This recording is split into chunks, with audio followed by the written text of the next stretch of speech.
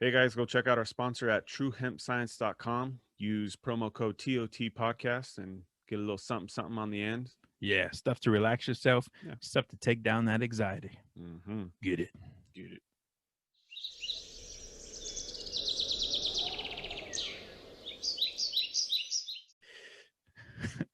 All right, good. All right, welcome back, guys. Episode number 77. I'm your host, JP. This is the co-host. I'm me, Willie. It's him. Thanks for listening, guys. Got a good show. We're going to do cheers to good news. Would you like to go first or would you like me to go first? Yeah, I'll go first. All right. I just want to cheers to, let's cheers to the wife this one. Keep it close home with the family. She's doing well. She's booked out clear to the end of the month in this new business venture. And so she got into something that she's pulling in some money on her own. Yeah. What she's doing, man. Well, she's doing she's got a full, I don't know. Exactly cosmetology type thing? Esthetician. Yeah, that's what I said. It's a little different, but yeah, similar face stuff. So it's going really well. So I'm awesome. proud of her. Yeah, that's really cool, man. I'm proud of her too. And I barely know her, man, but I'm proud of her. Thank you. And if you can do what you want to do and you get paid to do it, you're doing awesome. Absolutely. Which is kind of what we're doing now, man. We're making some money with Patreon now. We're picking up some members. It's exciting. I'll jump in that in a second. My cheers to good news is a cool one. One of our podcasting friends, Anna from Something Weird Podcast, has moved back to the States from Australia. So she's back for good. She's back. Yep. So. Oh, all right. Hopefully we don't lose our Australian fan base. Yeah, I'm excited about that. So I talked to her and we're going to try to book something where both podcasts go to a creepy location and we do an at location episode. So it'll be a lot of fun. Did she go back to home state? I believe so. I'm not sure. I know Brooke is Utah? Right. Anna might be Washington? Oregon, I thought. Oregon? Somewhere Washington, in that. Something like that. Yeah. I'm not positive. We'll find out, but we'll find out a cool location to go to, and we'll make a fun episode out of that because they're some of our favorite guests. Absolutely. Do you want to mention the Patreon thing? We got new members. Stick around for the end of the episode. We'll announce those guys. Very excited about having Patreon members. It makes us feel like we're not talking to ourselves in the studio. It's nice to get good feedback. I do want to get an argument settled between my wife and I. Because my wife and I always come up with dumb arguments, and I get stuck on it, and I'm hard-headed. I usually lose all of them, but I'm not smart enough to learn that. Okay, so I'm going to say some words. You tell me the numbers. I'm going to ask our guest in a minute, too, because I want to know his opinion. I need more people. So if I say a couple, what does that mean to you? Two. Okay, that's where I'm at, too. If I say a few, what does that mean to you? Three. 3 to 5, maybe? 3 to 5, yeah. Okay, see, we're on the same ballpark. Roughly, yeah. What about several? More than that. More than 7+. Yes. Take that, Kate. Yeah, I don't even know where 6 falls, but it's more than 7. All right, that's exactly what I said.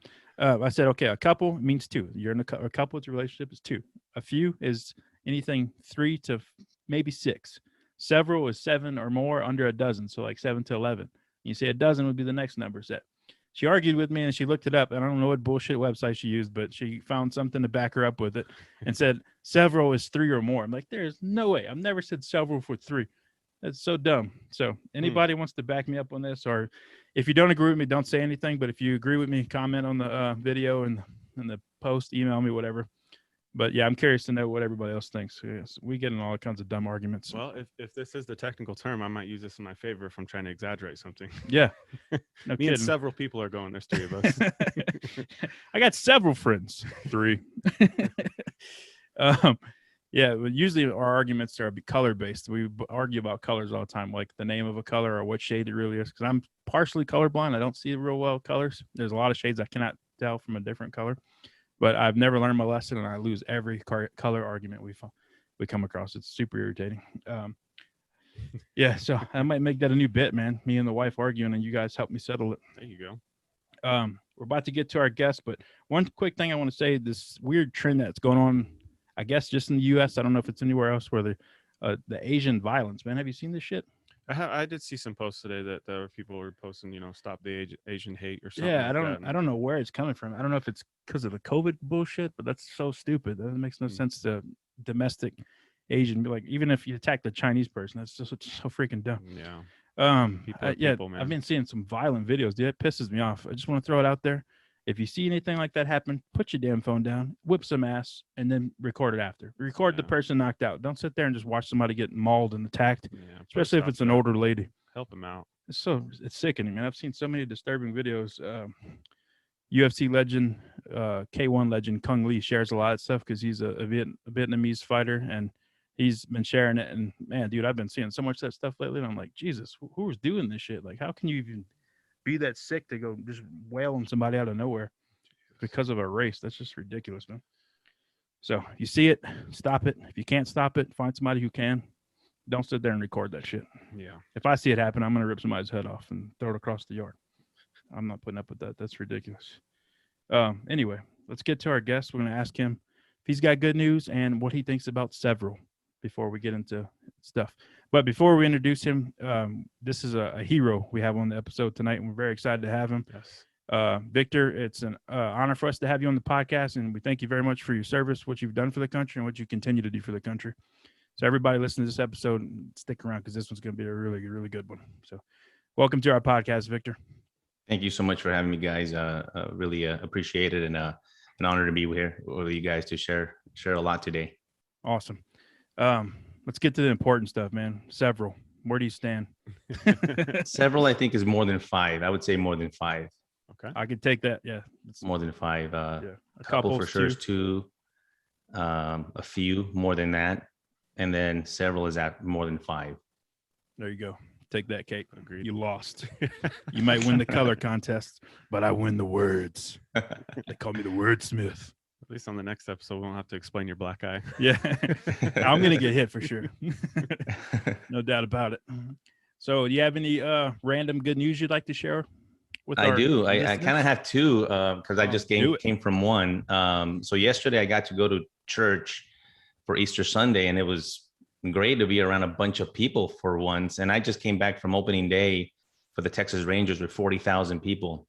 Wow. And I know baseball, what's going on. I had already bought the tickets before. So, MLB, whatever's going on with them. But let me tell you, it was great. It was mask, no mask, whatever you want. It felt like a normal, back to, normal day, and enjoying some baseball. And it was great. It was awesome. And that felt very positive, very real, and hopefully in a good direction that we continue to move our country. Good. Fantastic. Yeah, that's awesome. The UFC's got a few fights booked now that are full stadium. I think they're going back to Florida first, and then they're going to work their way towards Texas and other states. But yeah, they have like 2 or 3 events right now booked for full capacity, which I'm so excited about. Which I've been enjoying the fights without audience members too. It's like a catch-22 because it's really cool. You get to hear the fighters talk shit on each other. That's true. You hear the impact better. You hear the coaches. It's been an interesting year for that for sure. But yeah, some of those fighters rely on that audience boost. So it's exciting to have it back. That's really cool, man. Thanks for sharing that. So, Victor, can you tell us and our listeners a little bit about your background? You have a very crazy credited background. Yeah, I'm a retired ICE Homeland Security Investigations Special Agent, and I'll kind of break down the divisions of ICE for everyone. But I grew up in El Paso, Texas, a border town with Mexico, and worked most of my law enforcement career there on the border and in Mexico. And as you guys know, I went through a terrible tragedy in my career when I was assigned in Mexico in 2011. My partner and I were ambushed by a cartel, and Special Agent Jaime Zapata was tragically killed in the line of duty. I survived being shot 3 times by the grace of God. And I'm here to share that story and a lot more that ties in the memory of Agent Zapata, but also what's going on with our country, our security of our borders, and everything that comes along with that, because people might think that, it's happening in Mexico or it's happening down in the border, but it actually, what it does, it's going to affect every single one of us in our communities around our country, if it's not already. Illegal immigration is nothing new. I've been working on that for many, many years, and the crime that comes with it and a lot of issues that come with it. I'm an advocate for border security. I'm an advocate to secure and protect our sovereignty, which I think we're losing a little bit at a time here. And I really want to share my expertise. I'm a subject matter expert in human trafficking investigations. And that's, I've seen a lot of horrific stuff when it comes to children and women and the exploitation that these people do. And more so now that they take advantage of these porous borders and open borders policies. So we could talk a lot more about that. But I worked prior to that. I worked for the Texas Department of Criminal Justice as a parole officer. That really got me exposed to the kind of criminal underworld and deal with I always thought that when people went to prison, they went to prison forever, and that wasn't the case. Most people, if not almost all of them, come out and will be back reintegrated into our society. And then I moved up the ranks there to the federal service as a United States probation officer. Worked for the U.S. courts, dealing with the federal offenders, and also with the U.S. courts, dealing with the U.S. Attorney's Office and defense counsels and all that, and really helped me prepare for my criminal investigator position. Back then when I applied, it was the U.S. Customs Service that I applied. This is when the Department of Homeland Security had just been created in 2003. And so I was one of the first ones to go through this kind of awkward academy. It was still the U.S. Customs Service Special Agent Training Academy. But then in the middle of all that, they started including immigration courses because they had merged the U.S. Customs Service Special Agents and the old, remember, INS, Immigration Naturalization Service. They merged those two into what you know today known as ICE, Immigration and Customs Enforcement. But no, everybody seems to kind of stop hearing when they hear immigration, and they never hear the customs portion of it. But there's still a lot of customs enforcement going on in our country, which is the child exploitation and child pornography that they've always investigated. And a lot of the stuff dealing with our borders and counter-proliferation investigations, counterfeit products like masks, like vaccines, like the toothpaste that you use at home. We investigate those things and make sure that they're coming in and it's the right ones, not the counterfeit products. And you've heard about the purses and the tennis shoes and all that. Oh, yeah. And that's something else that's important as well. But also, your clothing, we did investigations on cotton t-shirts, hundreds of thousands of them coming in claiming to be 100% cotton, but they were not. And, so they try to circumvent the system, not pay the duties. And so there's a lot of commercial fraud involved from, as you can imagine, through our borders. And so anything that there's a nexus to the border or a connection to the border, ICE under Homeland Security Investigations investigates and has jurisdiction to do that. Which we're talking the drug trafficking, human trafficking, money laundering, and everything else that comes with that. ICE has two divisions. The one you hear about a lot in the news is enforcement removal operations. It's the ERO division, which is the ICE section that deals with immigration camps and deportation officers that deport individuals. These guys will look for illegal aliens in our country that are gang members and find them and deport them. And HSI, the other division of ICE, works a lot in hand sometimes with ERO ICE officers. But the criminal investigators under HSI does what I mentioned to you is criminal investigations, just like an FBI agent, DEA. We investigate these individuals to bring them to justice and prosecution of all these different violations of federal law. Wow, there's a lot into that. Yeah. Yeah, that's a lot of stuff that most people don't know. I have an ignorant question. I know the Homeland Security is a relatively new thing. That's I think you said 2003 is when it came together. That's right. Was that because of 9/11? Was that what spiked that to get into a more advanced department? That's right. DHS was created as a direct result of the attacks of 9/11. Ironically, it was if you look at the seal of DHS. The eagle is piercing through the red line, the red circle through it, and that's supposed to mean that it's cutting through the bureaucracy. But ironically, it's probably one of the biggest bureaucratic, departments ever created. And it's a lot of, you have Secret Service in there. You have a lot of other agencies. I think a total of 76 agencies within the Department of Homeland Security.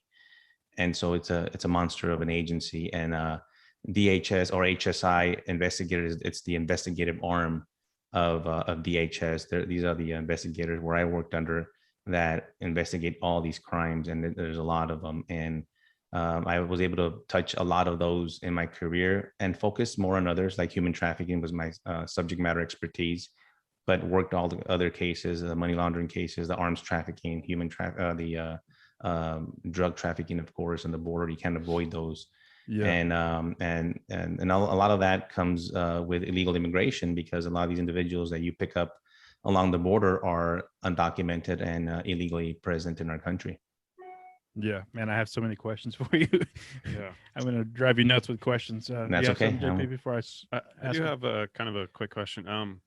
Which would you say, and I don't know if you've been all over the U.S. at different borders and whatnot, but I don't know. I see a lot of stuff on the news, like there's a lot of trafficking coming out of Africa and out of Mexico, and just kids coming up missing here in the States all the time. What would you say is the most hot spot? So the number one hotspot in the United States right now is the Dallas-Fort Worth area. Really? That's Oh, the wow. number one human trafficking hotspot in the U.S. But you're right. The human trafficking comes from all over the world. I obviously dealt a lot with Mexico and organizations that bring women, and there's a difference between smuggling and trafficking. Mhm. Smuggling is a one-time payment to get smuggled into the United States, and it ends there.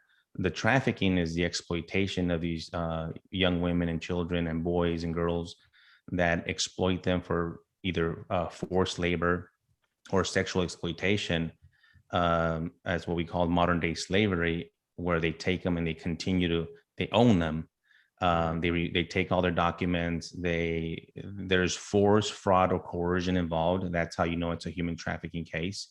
They might start off as a smuggling because those individuals are also smuggling to the U.S., but then they're taken. And I had cases everywhere: Atlanta, New York, Miami, Houston, where these mostly females. I did some forced labor cases, but a lot of them were obviously the sexual exploitation cases, where these poor young girls are sexually exploited by these traffickers.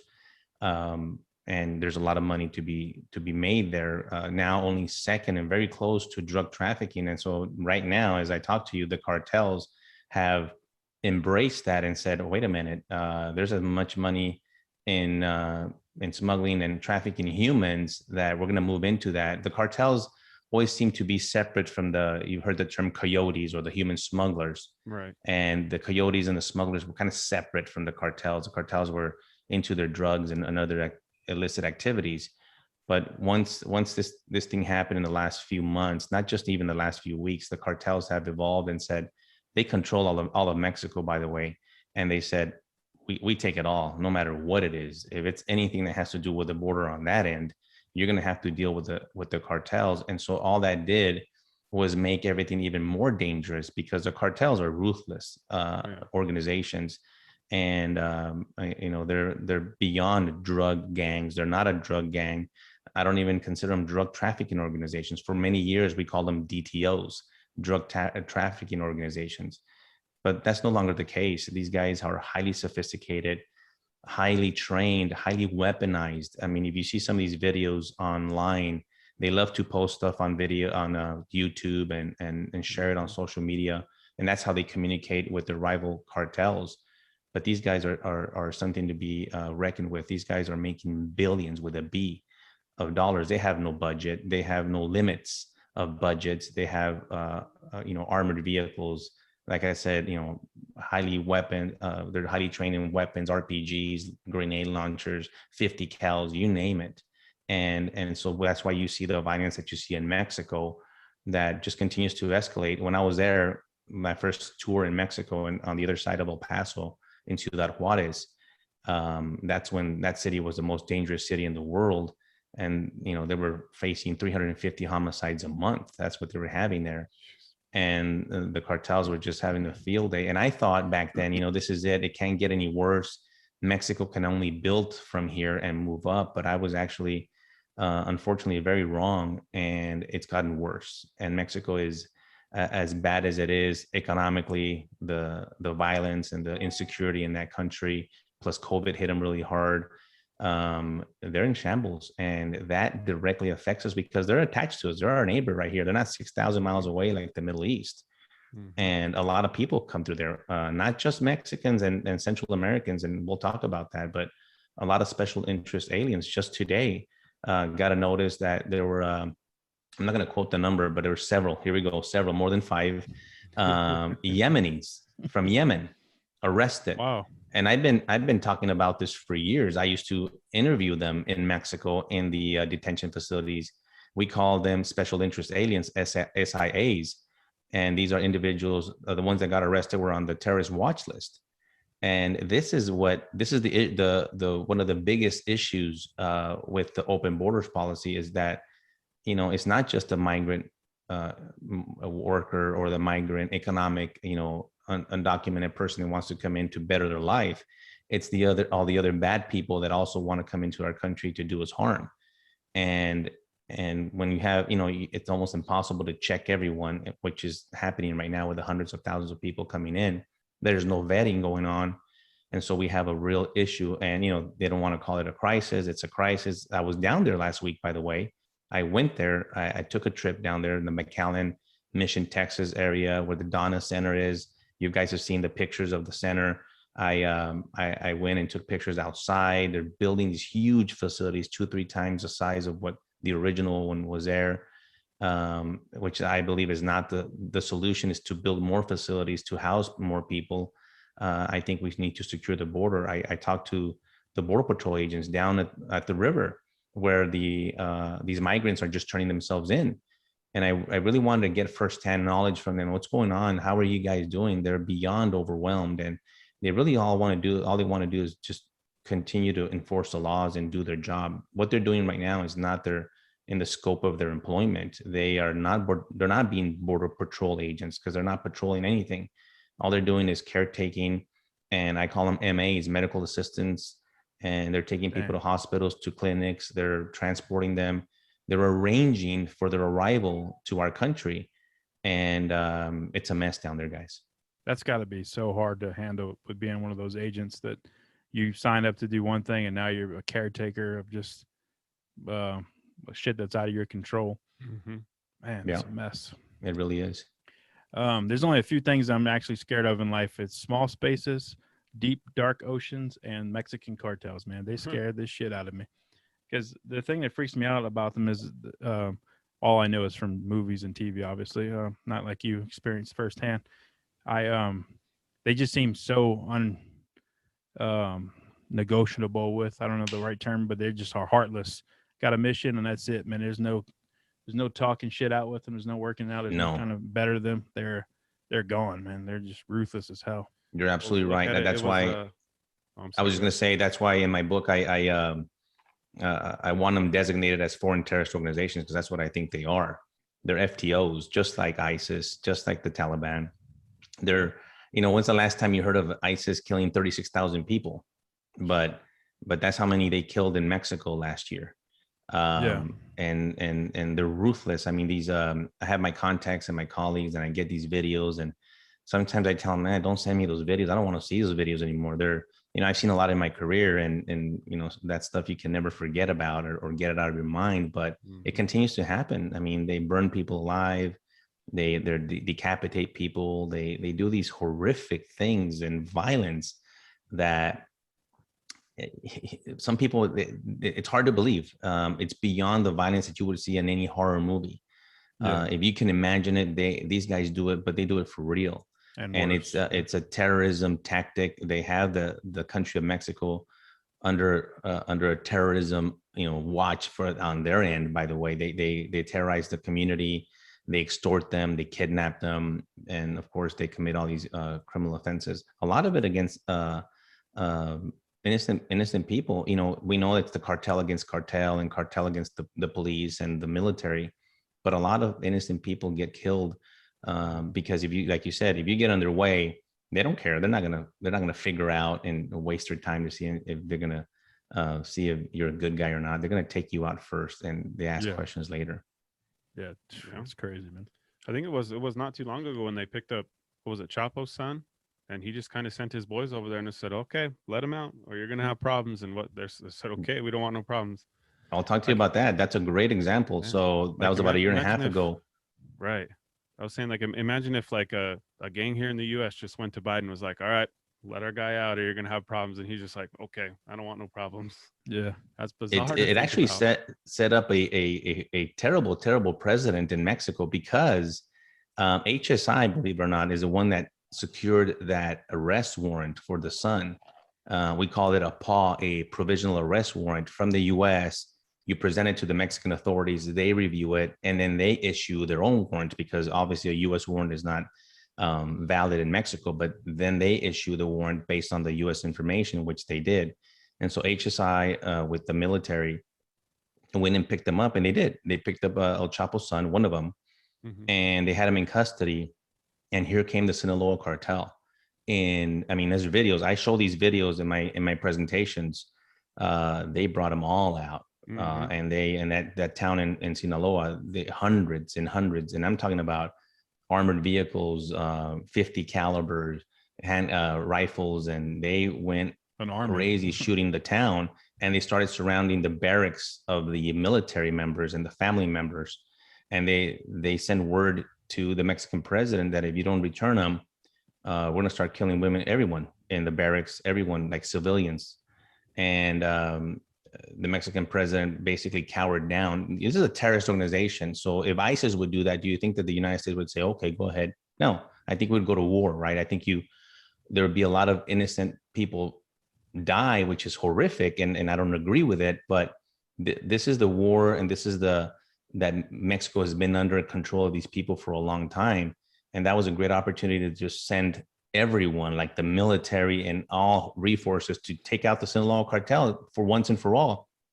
But they didn't. He cowered down, kneeled before them, gave them up, and it continues to happen. And so there's been other cases where they've been arrested and now they get released. There was just about 10 days ago, there was a huge shootout about 1 hour north of Puerto Vallarta, very, very, very famous and very popular tourist destination for Americans to go there.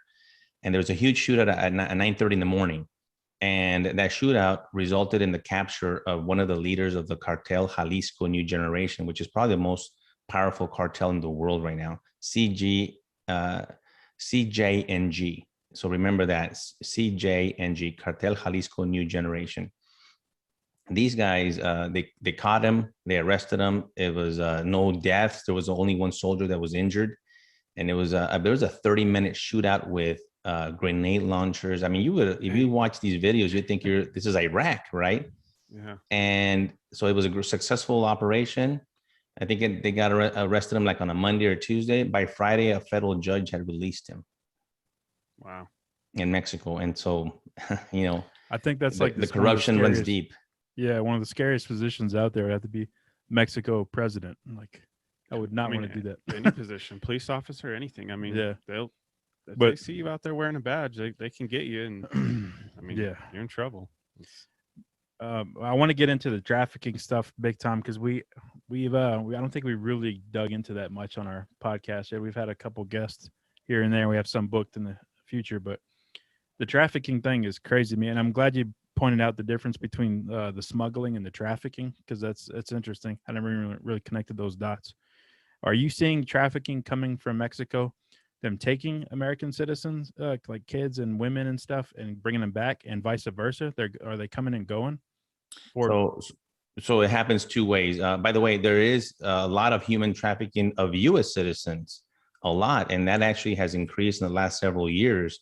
That these traffickers, a lot of them, like, I don't need to go to Mexico and go get a victim. I'll just get one from the U.S.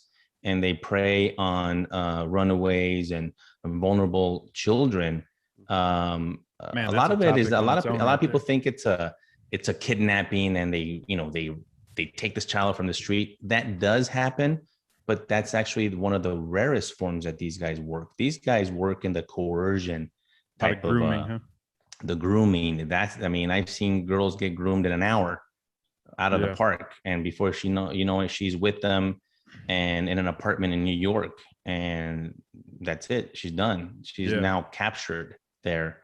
And these victims are broken to the sense where people think that they're bound by chains, and they're not. They're broken in here and in their hearts, and they see no way out. A lot of it, they're obviously abused. A lot of the times these victims have children, and those children are kept in either in Mexico or another country, another location, and they threaten them with hurting their children. So the coercion is really what these guys infringe Evil. upon. Yeah, it's evil. I mean, I describe one in my book just to give people an idea of the ruthlessness that these guys are, just so they could, so people would understand this is real. So the trafficking happens here in the U.S. The one that we're seeing a lot right now is with the kids coming from Mexico and Central America, and frankly, a lot of places around the world. It's just not from those countries. Like I mentioned before, we have Chinese, Haitians, Cubans, from what's the other country there, the big one, South America, anyway, from all over the parts of the world. And they're using these children because right now the access to get into the US is as a family unit. And when I was down there last week, I mean, I saw women, children, men, women, everybody with a child or at least two children. And a lot of times not all of them are going through a detention facility. So not all of them are getting DNA tested to see, in fact, they're next of kin of the person that's bringing them. And I saw a group myself, over 400 individuals. And when I was down there with Border Patrol, I was still under the impression that they were going to get taken to the Donna Center or another center they have in McAllen. And they're like, oh no, Victor, these are going straight to the bus station, like straight to the street. And I'm like, what are you talking about? I said, yeah, they put them on a bus straight to the bus station, where they go get off. And I have video of that. I took video of that. And they get off, they go into this tent across the street from the bus station. They test them for COVID at least, but if they test positive, some are being put in hotels to do their quarantine. But if I asked them if the mom or the so-called mom or adult with the child tests positive and the child tests negative, are you going to separate the child at that time, because of the COVID? And they wouldn't answer that question for me. So it's very upside down and backwards down there. It's a mess. And then they go to this charity place where they give them some toiletries, a meal. They wash up a little bit, they change clothes, and then they get a bus ticket or an airline ticket. They get to board without any identification. The breaking of our laws down there was the most surprising for me. Like, there is no enforcement of any laws. I mean, I flew down there and I had to show my ID to board on the airplane to get down there. But even on the same plane that I went going and coming back, there was a bunch of illegal aliens on there, and none of them had identification. I'm like, why they let them? Wow. Why would you let them board on an airplane? Yeah, where are they going? Where they're going everywhere. They're going to Indiana, Maryland, New Jersey, Virginia. A lot of them that I was there with, that group was going a lot to the northeast part of the country. They're coming to a town near you, and there's going to be a strain, just like the strain that we're seeing on the border towns already around Texas, Arizona, and California, and New Mexico. There's going to be a strain placed on a lot of these towns because there was 170,000 this past month, and they're saying they're going to hit about 1.5 million, possibly more at the end of the year.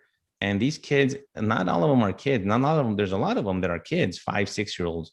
But there's a lot of 16, 17-year-olds that these guys were unable to verify their gang affiliation. Some self-admitted gang members, but guess what? They're considered an unaccompanied minor because they're 16 or 17. But these guys are ruthless. They're cartel members. The cartels recruit them at a very young age over there. Mm-hmm. They train them with the weapons, but we're treating them as a 6-year-old, even though he's 17.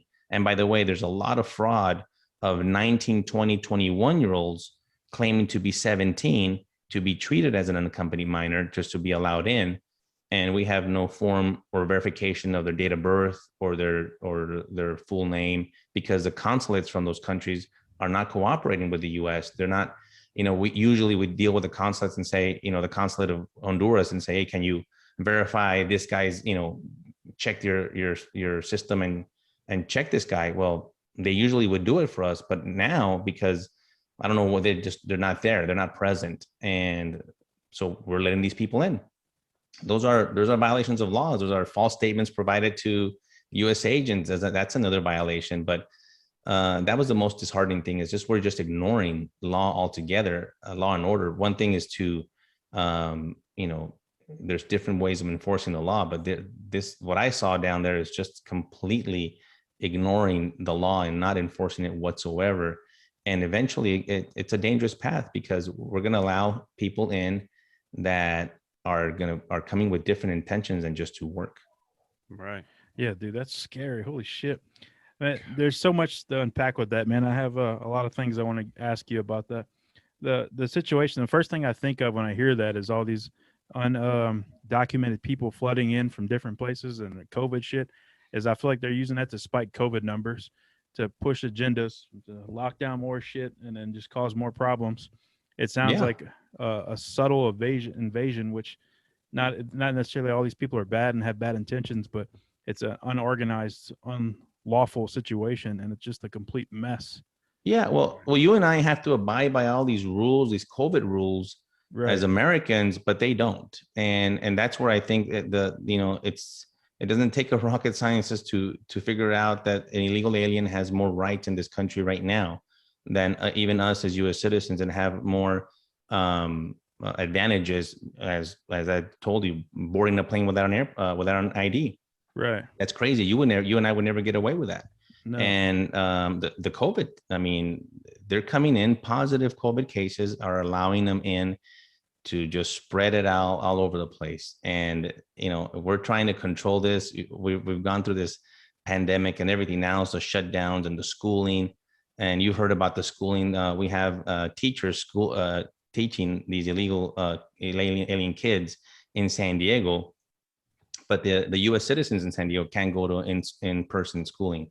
It's just crazy. That just seems like they're trying to like anger bait people, man. It just feels like we're being baited to cause war upon ourselves. Yeah. Like they're setting up all these little situations that people are just obviously not, if you're paying attention, you're not going to stand for that crap. You're not going to put up with it. People are going to snap and crack back eventually. Well, and also like you were saying, it's a cancer. Exactly. And like you were saying, they wouldn't answer you whether they separate, families and stuff like that. But I mean, they push that in the news all the time. Oh, they're separating these kids from their families, and they're keeping them in cages and all this stuff. And it's like, I mean, the truth is that might not even be their kids. Yeah. A lot of them are not. Said, Just they like might have beggars. COVID and the kids don't. So you separate them. Yeah. But I was staring at all of them coming off of the bus. I was just staring at them. Like, does that baby look like that guy? Does he look like that lady? I mean, just trying to. It is very disheartening and very sad, actually. And I went through a lot of emotions going down there. Like I was standing down there on the border, and I was thinking, I felt like I was in the twilight zone, and I didn't like the complacency, and like everybody was kind of okay with it.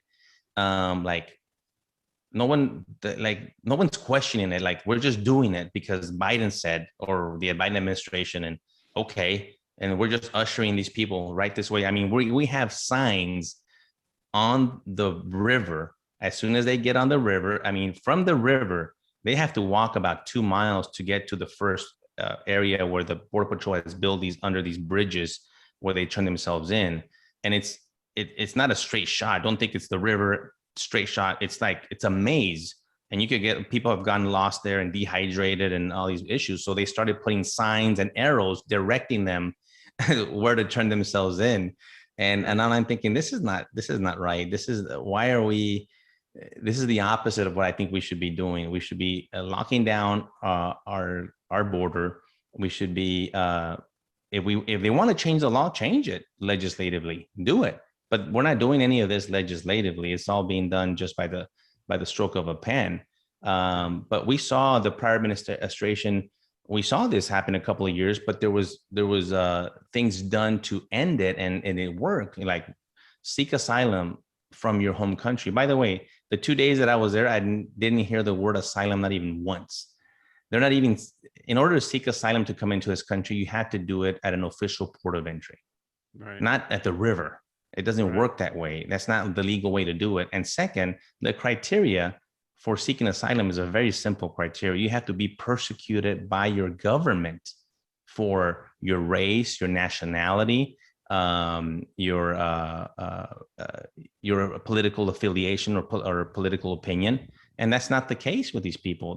We know that they're escaping the violence and the inability to work and all these horrific conditions. And it's bad. And I'm a humanitarian, I'm a compassionate person, but we need to shift the burden back on their own country and say, you need to take care of your own people. Why is the burden being placed on the United States where we had to take care of That's the a rest great of the point. world. Yeah. People say, well, you know, the illegal alien, they killed her husband or they killed her father, and they're escaping this violence. We have violence here, a lot of it in the United States that we need to deal with that we haven't. Look at Chicago, look at Maryland, look at St. Louis, look at New York, look at Portland. We have a lot to deal with, and it's okay to say, you know what, we want to take care of our issues first before we start, you know, incorporating someone else's, and then just absorb them. And that absorbing that I'm talking about is going to be a big major issue in the next few months. You'll see. Yeah, it's bizarre, man. That's. I mean, there's a lot involved with it, and I'm the same as you. You know, I'd love to help people. I mean, this is the United States. You know, people come here. It's the melting pot from all over the world. People come here, and it's awesome. That doesn't bother me a bit. But I mean, at the same time, you got to take the proper steps and do it legally. Even though I think the test is a bit rough because I couldn't pass the test to become a most citizen. Americans I know couldn't. that. Yeah, But- that's the part that really hurts, man. Is they put us in a bad spot where you feel like as another human to human, like especially with families and stuff, you feel bad for these people coming over. They're obviously coming over because they're coming from problems. They're not coming from something good. Where you want to help them out. They're still humans. That's right. They're just born on different soil, which it's crazy. not their fault. Let me tell you, it's not the migrants' fault. They're doing the best that they can. I mean, I would do it too. If I was in Guatemala or Honduras and they opened the U.S. border, yes, I would come too. Yeah. But I don't blame them. I blame the policies, the politics, but it gets to a point where the United States has to stand up and say we have to protect our sovereignty. We're gonna start enforcing our laws. And people say, "What's the solution, Victor?" There's a lot of solutions. One is let's let our border agents enforce the law. We have laws. People, Congress wants to always, create a new law and pass a new law. We don't need to pass new laws. We have a lot of them. I have the book right here, the Immigration Naturalization Act. Let's use that. We have a lot of laws that we could use to defend our country. And because this is not I'm a very pro legal immigration guy. I want people to come here legally. By the way, those people that are coming legally, that have been waiting 10, 12, 15 years for the resident alien card status, are just looking at all these people, hundreds of thousands coming in. They're probably thinking, I'm just going to go to Mexico and come on in and pay the cartel. Yeah, skip all the bullshit. Skip all the bullshit because it's, I mean, like, it's not fair to them either. Yeah, that's a good point too. It's a hard thing to do. I mean, I have a lot of friends who have done it the right way, and he's like, man, it costs a lot of money and it takes a lot of time. Yeah, right. A lot of back and forth, even with your own country, because you have to get papers signed off. That's right. That's one of the things I've heard process, too. The time is ridiculous. But if you do it the right way, you're usually golden. It's just and it's a great thing too. I have some friends that have done it the right way, and that's an awesome accomplishment to be able to do that. You have a huge jump on most Americans. Because you asked me a few geography questions or stuff like I wouldn't know that. Well, I'm pretty good with geography, but when it comes to like world history, political shit, and like, you mentioned that test, and you're absolutely right, because that's another issue and a big one we have in our country, that we're graduating these young men and women and they have no clue. They can't pass that test themselves, and we're giving them high school diplomas, and that's a shame. And I mean, we're falling in the ranks all over the world. We're getting our ass handed to us when it comes to that academics and all that, and that's an issue that we need to deal with in our own country. Yeah. Well, did you know that we're the only country who shut down for COVID on schools for more than 2 months? Really? There's Isn't not that another crazy? country in the whole world who shut down for more than 2 months to have kids outside of school. I think our academics need to improve, and driver license. I think they hand out license way too easy. There's too many people out there that can't drive with this shit. It's dangerous as hell.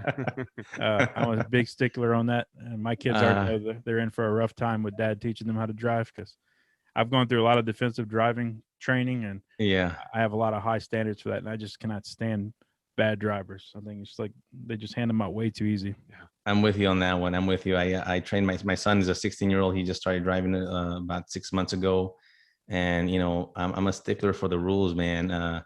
I'm not a perfect driver, but I have professional type training, and we train at the academy, and we do high speed chasing training, and the 180 backwards and all that, and really good different type of training. makes me a little bit better driver. Nevertheless, I like to be a defensive driver and like to be a easygoing kind of driver and respect the laws. But you're absolutely right. There's a lot of crazy drivers out there that need just a little bit more training or a little bit more schooling on it. Yeah. Get this. When I got my driver's license, my test, I went to the place. I got my instructor. She hopped in my car. She said, "Okay, just take me around town. I got some errands to run." We went to the bank. We stopped by the school. We went back, and she's like, "Hey, you passed." It's like, wow. I just Wow. ran this lady around to run errands around town, and I got a driver's license. That's crazy, man. Cool. Cleaners and all that. I've seen so much stuff. I drive professionally most of the time. For the last maybe 10 years of working, I've done a lot of professional driving, so I'm on the road a lot. And I seen this one girl one time on the interstate that drove me nuts. This is always stuck in my head. She's sitting there on her phone, like not paying attention, looking down. It's like she can tell she's in a conversation. She's texting back and forth. She finally texts what she wanted. She got aggravated. She's like, "Okay, I'm done." And then she just starts driving, speeds up about 15 miles per hour more. Like, okay, now I'm done playing on my phone. Now I'll focus on the road. It's so stupid. I'm like, I Jesus. honk at people when I see them texting Yeah. and stuff. I just I do too. I'm an asshole. I'll honk. I'll point at the phone and say, "Put it down." They look at me and flip me off. I'm like, "Yep, well, I gave you a chance. I'm gonna die on the road." It's just frustrating because people don't realize, especially young people, that you're driving a missile. Basically, if you fuck up on the road, you could completely wipe out a whole family. Oh and yeah, have to live with that the rest of your life. That's right. And yourself too, which is crazy. And there's been a lot of situations. I don't know why I'm telling you guys this. Y'all know this, but for the listeners, people have screwed up on the road and killed everyone in the vehicle but themselves. So they have to live with that survivor's guilt, which is That's right. supposedly rough too. I can only imagine that's probably your friends, you know? Yeah, it's usually friends or family. It's not something to play around with. People need to take being behind the wheel very serious. Yeah. You can tell I'm a dad, huh? Sound like a little grouch. Yeah, I was thinking, like when it comes to the ICE and stuff, everybody just thinks of the southern border, but all my experience came from the northern border, being on the border of North Dakota, and there's actually a lot of officers up there. Yeah. Oh yeah. And I was thinking about it. I'm like, man, it would be hard to catch a Canadian, because a lot of people in North Dakota have a similar accent. They're all, usually white. Yeah. Yeah. I mean, it's bizarre to think that people can just blend in so well, but they're technically over here illegal as well. Yeah. That's Everybody right. thinks And if you're illegal, you're either Asian or you're Mexican, or something like that. 9 times out of 10, Right. That's not the case. There's a lot of people in the world. There's a lot of people from Europe here illegally. I worked in Spain, covered Spain, Portugal, Andorra, and that area, and there's a lot of illegals from Spain here. A lot of people that overstay their visas, and I write about this in my book because everybody kind of tends to forget about those, but they're completely illegal, just like the ones that came through the river. It's just that they feel that they're treated differently because they came in with a visa and they were able to show enough documentation to get issued that visa at the U.S. Embassy, wherever they came from. But nevertheless, after that visa expired, they're completely undocumented as well. Yeah. And so they might be maybe a little better educated, maybe have better jobs, but nevertheless, it's still the same outcome. They've circumvented our law and stayed here and violated our law by staying here and overstayed their visa. So that's another one that we have to address. And there's a lot of phases in immigration that we have to deal with. It's not just the ones coming in through the river. Yeah. Yeah. If you can establish like a 1-year visa, think what you can do in a year. I'm sure you could learn the language pretty easy. You could establish like a home base, get a good job, work it for a year. They're probably not going to check up on after that. After a year, you're basically set. Like once it expires, you're like, why would I go back? I'm good. I'm already set up. Yeah, well, they don't go back. That's interesting. Right. Have you noticed a lot of like nationalities come using the Mexico entrance through the river and Number one, Canada? Like do they both come?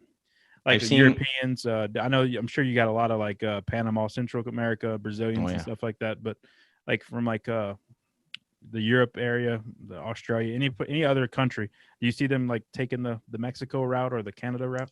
Yeah. So a lot of those. So there's several things here. There's some countries that are visa waiver countries, so you don't require a visa to come in. All you need is you fill out this paperwork. Like Spain is one of them.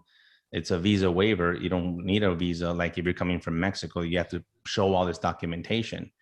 So we have a lot of those. They just fly in to JFK or whatever, like the ones you're talking about, the Europeans. But the ones you see from the Middle East and the ones you see from South America right now is a big issue with people from Chile and Venezuela and Colombia, because they are, because of the situation that's happening there right now. Their governments are falling apart. They have fallen apart, and the people are starving, literally starving. They have no food, and so they make their way over here, and they're indebted big time. They have no money. They're indebted to these cartels, the Mexican cartels, the Colombian cartels, and they become traffickers for the cartels and smuggle cocaine for them, smuggle the fentanyl, the methamphetamine as payment. And guess what? That's not going to cover it. When you get to your final destination in the U.S., you will continue to work for them in some capacity, either as a trafficker, as a pusher, as a transporter of money. They will find something for you to do to pay them back for bringing you into the country. Wow. What about people just going on vacation? So I get this asked a lot in Mexico. Mexico is a beautiful country. I love to go there. I wouldn't drive anywhere in the country of Mexico right now. I just wouldn't, as a trip, like a driving. If you fly into Cabo, you're going to be okay. I had a friend that was at a really nice resort in Puerto Vallarta over the December holiday, and there was a huge shootout outside of his resort, and everybody hunkered down, and he works for a law enforcement agency in Mexico. And so you just never know. People need to know that the risk is here, Right. If you know that the risk is here, you could go 5,000 times and you'll be fine. Nothing will be happen to you. You'll be okay. Same with Chicago. But yes, right. But you need to know that the risk is a lot higher in Mexico than Chicago, I think. Well, it depends on what part of, right? The south side of Chicago, maybe. You can't even go in there. Yeah. But Cancun right now is a very, very hot spot of criminal activity in the resorts, outside of the resorts, everywhere. It's around you. If you know and just be aware of that, that sometimes will keep you from being a victim, and take care of yourself and just do what you have to do and stay in the resort, enjoy your time, and get out. Don't be wandering out somewhere because the cartels are at the resorts. They're everywhere. And you hear in the news of people being killed in the resorts already.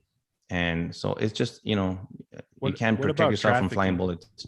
Do you see trafficking happening in like Cancun and Cabo and all that as well? Oh yeah. A lot of trafficking in these areas, especially the border towns like in Ciudad Juarez and the border towns to California. They have these hubs of trafficking victims that they want to bring in. Some they never bring in. Some they just traffic them on that side. But the real money in trafficking is in the U.S. and that's why they want to bring these victims here. It used to be a lot of Eastern Europeans, women, but you get them from all over places, from Mexico, Central America, everywhere.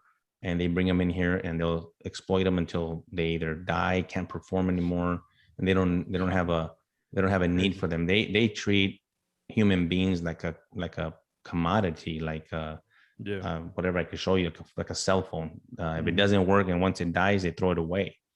They have no regard for human life whatsoever.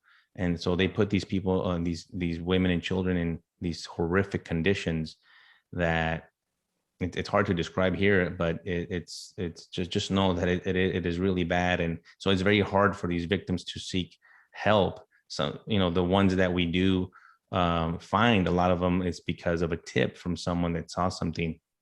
And we would always say, it sounds so cliche, but we call human trafficking a crime that happens in plain sight. Because it does. It's just you're not really looking. I mean, we even trained first responders like police officers that get called out to a family violence call.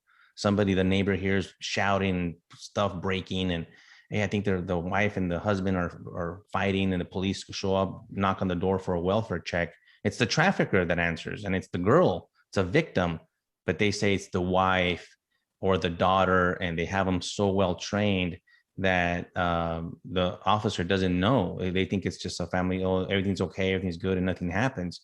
So we train those first responders to look for the signs of victim identification try to separate the victim or these women from the trafficker, to be able to talk to them. And then we have certain questions that we ask them. You know, you don't come out and say, you're a victim of human trafficking. We don't do that. There's a lot of questions you could ask to lead to that. Sometimes I couldn't do the questioning because they couldn't stand the presence of another man next to them. Forget badges and guns. I would take everything off. Sometimes I would have, a lot of times I had NGOs, non-governmental organizations that I work with, faith-based groups that would help me. And these women that were trained, and I would train them, and we would train together, and they would go in there and they would start just talking to the victim, just like any conversation, anything that we could get the victim to talk. Then I would come in to start to get some of that information on the trafficker. And then sometimes it would take 2-3 investigations over a month's time. It wasn't just like a suspect on a different crime. That's why human trafficking is very, very difficult to investigate and very difficult to prosecute as well. It's so crazy. Who's buying all these people? I mean, out Yeah, of the thousands of people who come up missing, There's a lot. I want to get into that with him. I don't know if we're going to get into it this time, but man, I would love to have you back. There's so many questions to go into with you. You know so much stuff, and it's so interesting. But a couple of questions I do have to get in on this episode. I'll tell you right now is the Dallas thing. I really want to know why Dallas is the hot spot right now for trafficking. Why do you think that? The wall, if the wall is beneficial and if it's real, because a lot of people don't even know anything about the wall. Yeah. And the third thing is I wanted to say with what you're talking about too, with trying to figure out if these people are trafficking or not. I've been noticing a lot in all the gas stations I've been going into here in Colorado now. I see stickers in all the bathroom stalls about trafficking, or if you're experiencing anything like that. And there's a website and a phone number. I thought that was awesome. That's something that's really good. It's good to see. But man, I almost want to get you back for a part 2 to go into. I still got a lot of questions. Yeah, who's doing this trafficking? Why? And your thoughts on all these elitist pedophiles that's out there right now involved in this world. But what's your take on Dallas? Why like Central Texas? That's strange. It just became that. I mean, I can't pinpoint it to one certain thing. And it changes. It just happens to be Houston used to be one. It used to be Houston. That makes more sense to me because it's right next to the Gulf. Right. And then DFW just happens to be that right now. But it does. It's like they think of it as a distribution center, and it just, where it's located, it just boom, the victims go everywhere from there. And so it's whatever's advantageous to these traffickers. And of course the cartels, I think, have a big impact on it because they have a presence everywhere in the U.S., but they obviously have a larger presence in the border states, and maybe that might be why. The wall, you asked about the wall. Yeah, the wall, I was down there. I mean, it's terrible to see it incomplete, terrible to see all the planks of the walls that were ready just to go and put up are just abandoned in these yards. The construction of the roads, of the access for like the border patrol to patrol were they were taken down to be rebuilt as they built the wall. But when they stopped the construction of the wall, they had stopped all construction. They didn't continue to build and finish the road. So Border Patrol has no access to patrol those areas as well.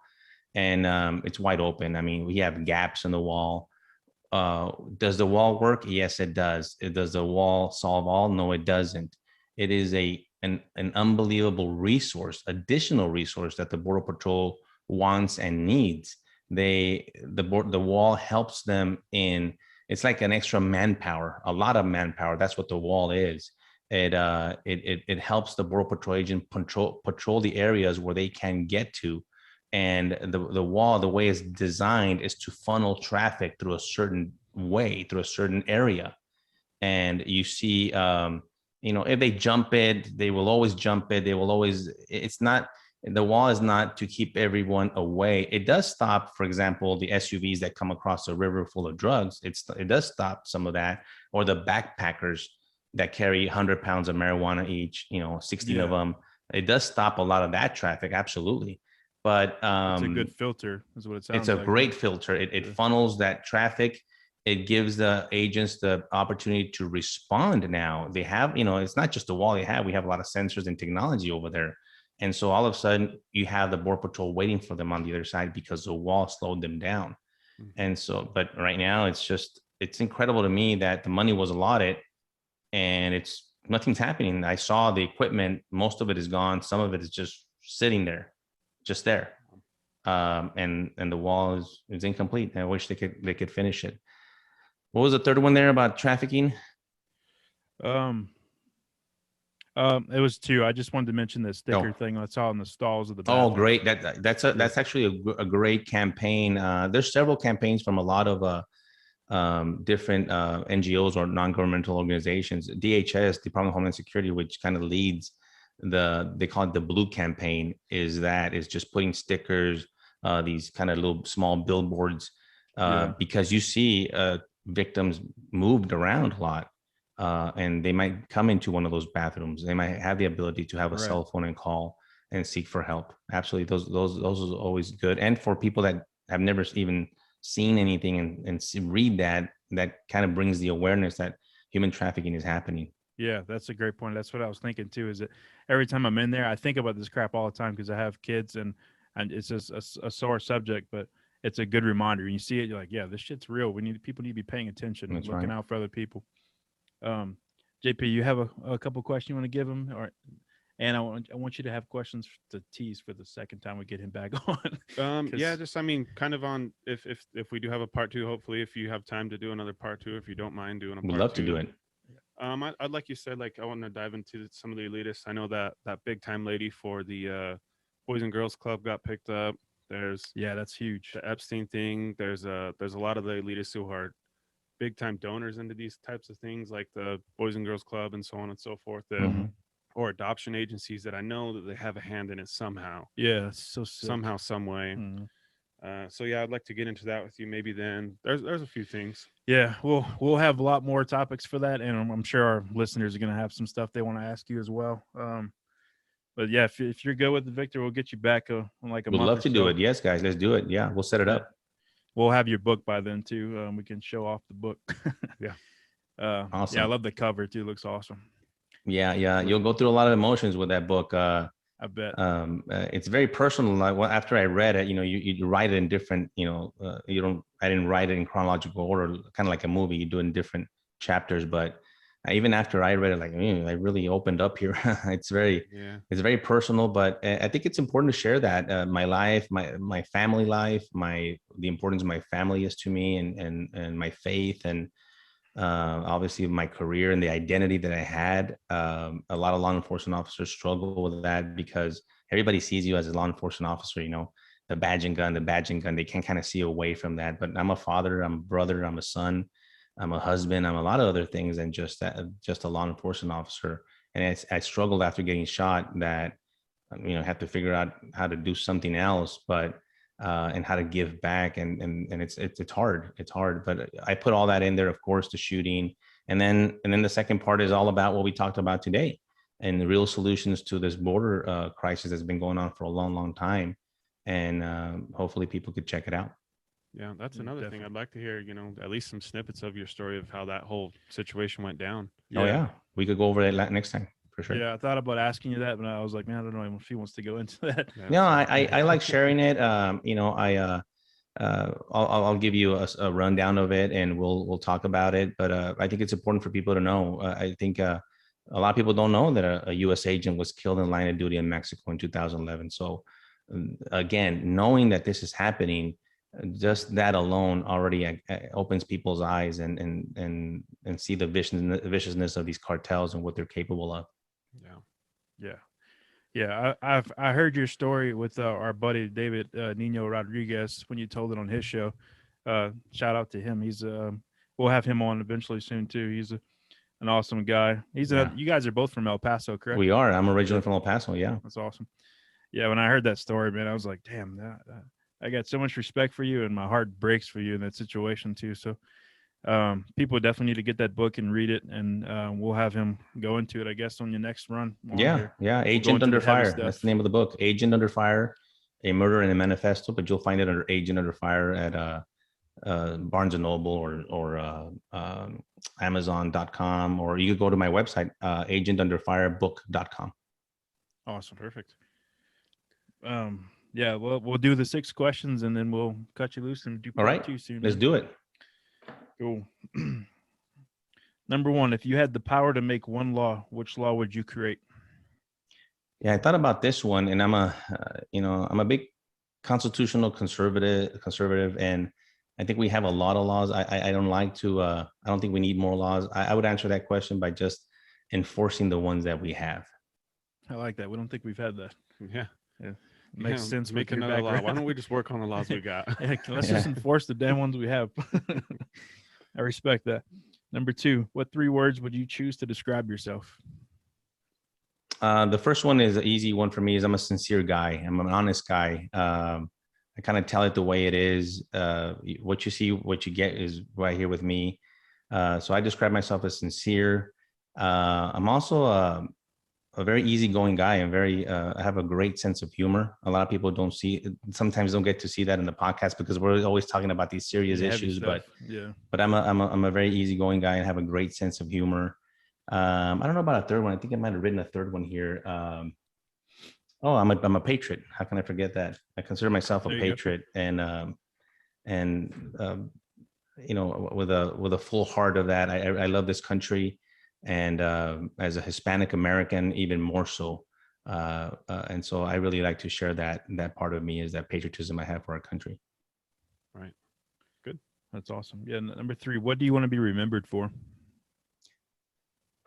I know I do not want to be remembered for the shooting. That's an easy answer for me. I do not want to be remembered for the shooting.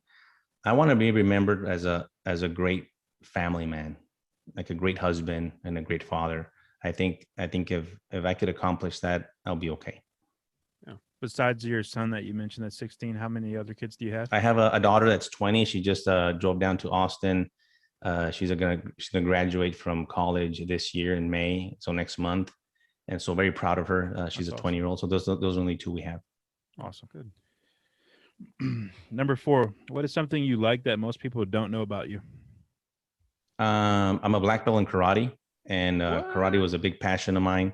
What kind growing of karate? up. I'm a black belt in Shotokan karate. Oh, sweet. I love Shotokan.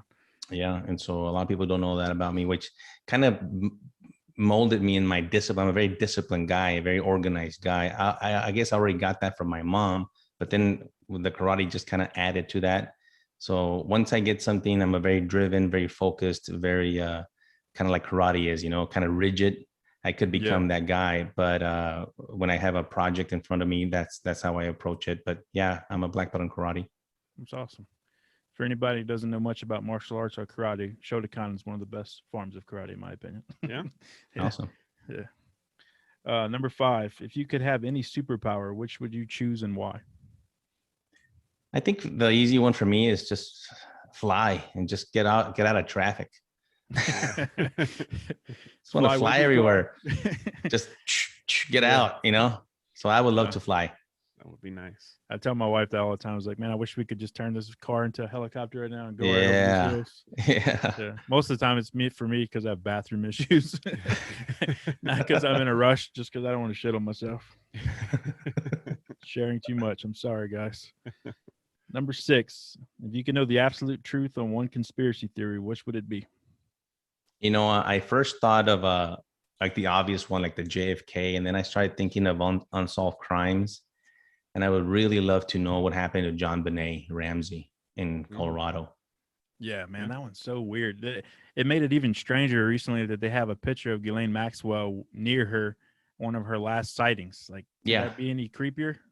That woman next to you, the brother, and then I know the mom died, and the father died too. They both died already, right? Yeah. Yeah, and I would really love to know what happened in that case. That's the first time we've had that one. That's a very interesting one. There's even bizarre theories out there, which I don't entertain, that John Benet Ramsey is Katy Perry now. I never heard that one. Yeah. It's the same person. Yeah. Oh, wow. They put some work into it, but it's a stretch. I don't buy into that one. But yeah, it's crazy, man. Victor, thank you so much for coming on our show. Where can we you said where we can get the book, where else can we support you, follow you, our listeners, all that good stuff? People can follow me on Instagram. Instagram is Victor Avila Jr., Victor Avila Jr. And that's probably the main one. And Facebook, I still, I'm older, so I use Facebook. my daughter's like, yeah, Dad, whatever, because it kind of turned, Facebook became for older people, but it's a good platform for me. It's under Victor Avila. You'll find me there. You could send me a friend request, and you could follow the videos that I post, and on Instagram. Twitter, I still post on there. It's @VicSurvivor11 at Twitter, and Victor Avila on Parler, and Victor Avila on Telegram, and all the others. Awesome. Okay. And you spell your last name Avila? Avila, Victor Avila, Avila. And of course, the website is the easiest way. There's a email there attached to agentunderfirebook.com. Awesome. Yeah, we're doing a raffle soon for our Patreon members too, where we're going to include one of our guest books. So if you guys want that book, let us know. We'll get that one. Oh, that's great. That's a cool one. Yeah. Put up a poll on the books. Yeah, we're going to do a poll soon on which book y'all want first in the raffle. But yeah, I strongly recommend this one. This one, I'm looking forward to reading it. I'm terrible at reading, but I'm trying to make it a new thing and start reading books more. Because this one's going to be so easy for you. People have read it in a couple of hours. You'll read it in one day for sure. It's an easy read. It's and at first I was a little insulted when people say, "Oh, it's an easy read." Like, is it that dumb? Like, did I read it? Did I write it at third grade level? No. When people say it's an easy read, it means that you won't notice the time. It'll just go through, and you won't be able to put it down. And so my daughter read it. She's a speed reader. She read it like an hour and a half. Wow. And I said, calm down. It takes me like a half a day. That's crazy. Because I'm a slower reader, but even if you're a slower reader, you'll read it in a few hours. That's awesome. I'm looking forward to it. Yeah. Thank you so much, Victor. Man, we have had a lot of awesome guests, but you definitely shine and stand out. You're somebody that I just wish, like when people say God bless you, I wish we could say God bless you and he would bless you. Like, I just want you to have a great life. I want your family to have a great life. Thank you. Thank you for everything you've done for us. We look forward to the next time, man. All right. Have a good one. You too. Have a good one, guys. Bye.